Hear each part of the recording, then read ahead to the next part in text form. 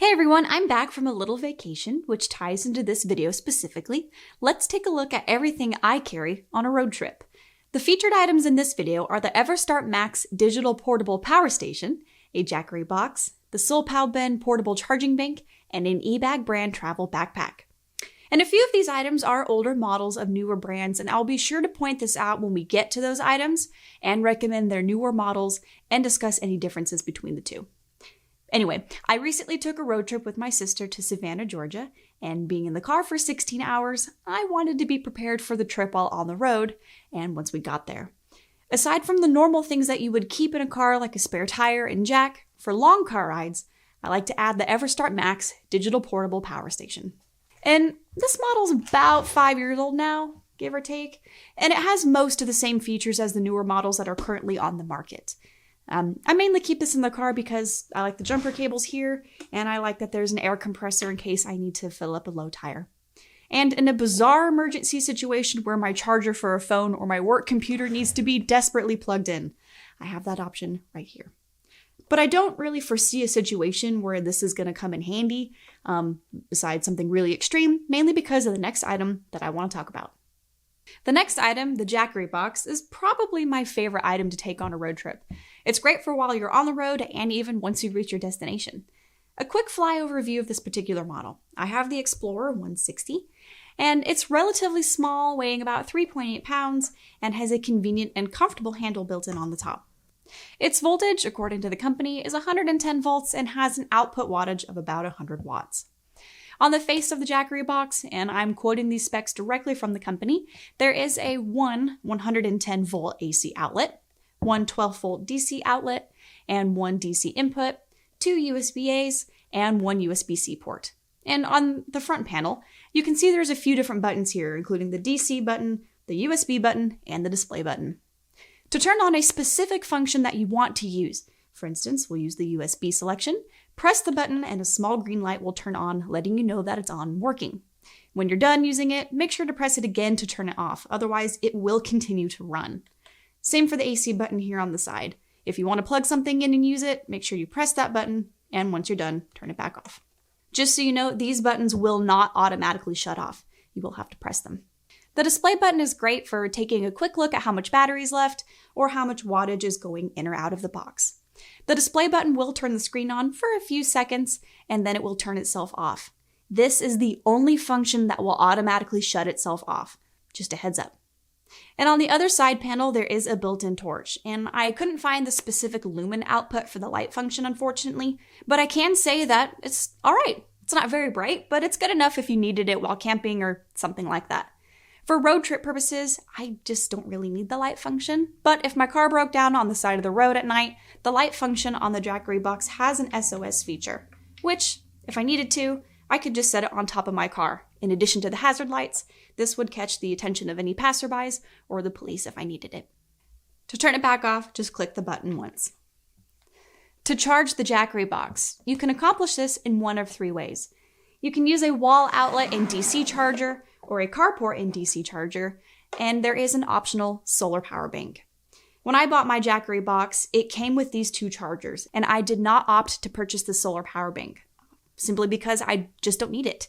If you plan to take this on backpacking trips or spend significant time outdoors with the Jackery Box, you may want to consider the solar power bank, but I haven't used it myself, so I can't really provide an opinion on it. When charging the Jackery Box on whichever method you decide to use, a blue light will appear on the DC input section. For my road trip, I loved using this thing to keep my phone and my sister's phone alive while we listened to music, use Google Maps, things like that. And once I got to my hotel room, this box was even more useful. While I had plenty of outlets available in the room, one outlet was damaged and the other one was dead. So I prefer not to spread out my things in any hotel room, and I just want to reduce the chances of leaving things behind, especially with electronics. And with my Jackery Box, I was able to charge my phone, laptop for work, another portable charger, and my Pocket Osmo all in one spot on the hotel room desk.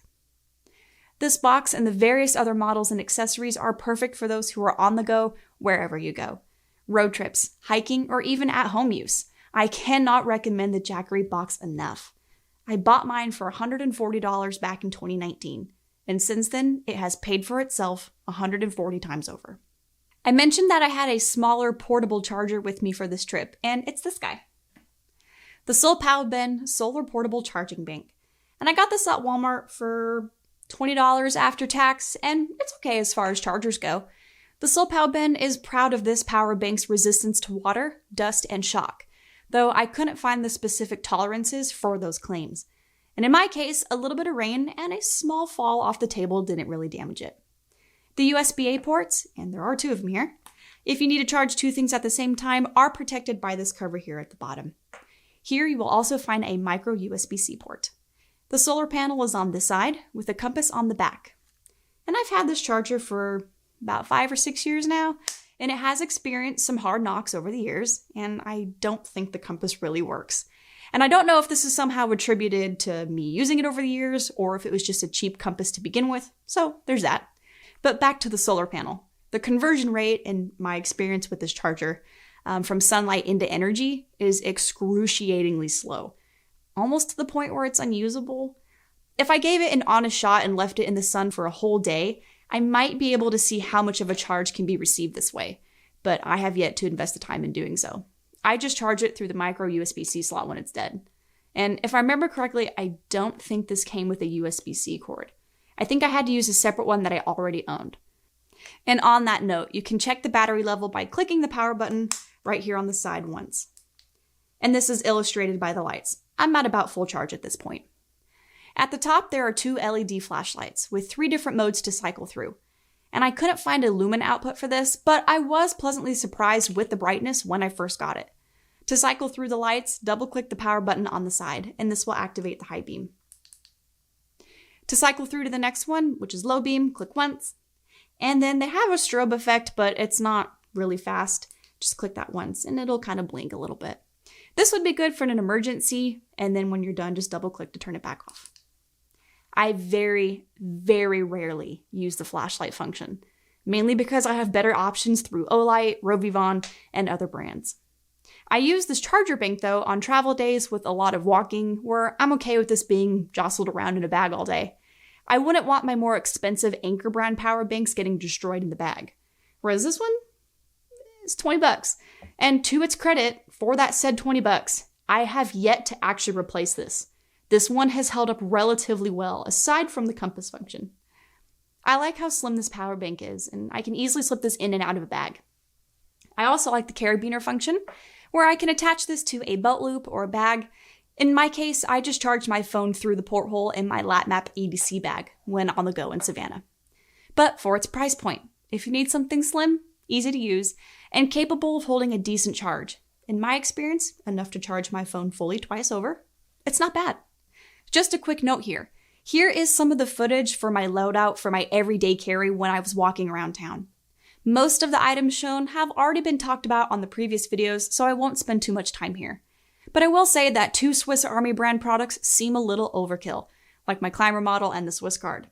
And this was because some museums that I went to did not allow weapons inside. And depending on what they classified as a weapon, I opted to carry the Swiss card to those places, but kept the climber model on me for the non-museum days as a just-in-case multi-tool. Back to the items that I want to focus on for this video, I have the eBag travel backpack. And this is where some brand differences should be made known. eBags was purchased by Samsonite back in 2017, and this bag predates that acquisition. So if you go to purchase this particular bag, the closest model that you can get is the Samsonite Mother Load Travel Backpack. And there will be some differences like the materials used and the color options, but it's very, very close.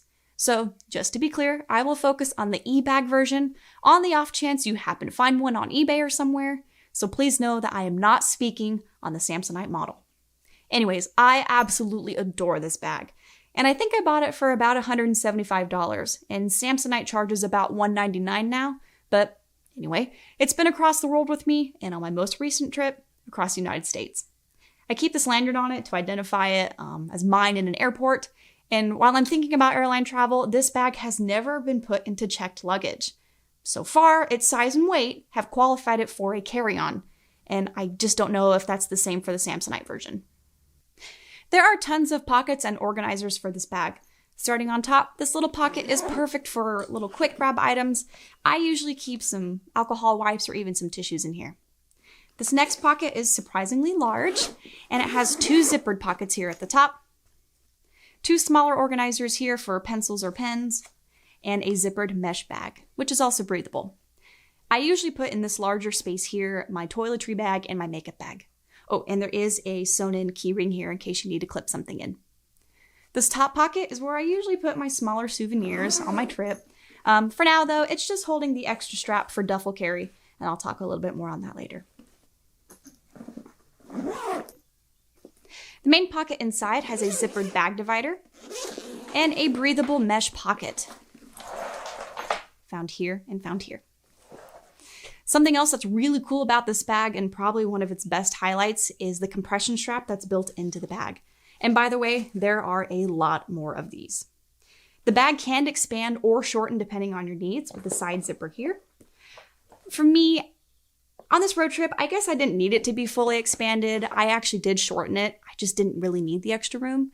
But when I backpacked around Europe, I definitely extended it to make the most out of that extra space. Also on the sides include 4 points of contact for extra compression, found by these buckles here, for instance. 1, 2, 3, 4. Earlier, I mentioned that there was a duffel carry style, and these are the points where you would attach that strap. There's one up here and one right here. Also, there's an easy grab handle here on the side. One more at the top. If we flip the bag over, we can see that I already have it set up for a backpack. I just prefer the backpack straps. And on the straps, you can find extra buckles that you can clip some things onto, and even a chest strap here. This strap moves very smoothly across the trackpad, making it easy to adjust across your body, which just really shows us how much the creators understood travelers and their wants and needs. This bag, when completely empty, weighs about 3.3 pounds, according to the product specs. So as you pack and you're mindful of the weight for airline travel, this is a good fact to know. For my road trip though, weight's a non-issue. I did review an Osprey bag in a previous video, but I would only use the Osprey bag when traveling light is of the utmost importance. In this case, I was on a vacation where I didn't need to carry my bag with me at all times, and I could afford to pack extra items that weren't critical to my trip, but still fun to have, like hair products, face masks, and maybe some cute extra clothes. And speaking of fun, I hope you enjoyed this video. Let me know what you would carry on a road trip in the comments below. Thanks for watching.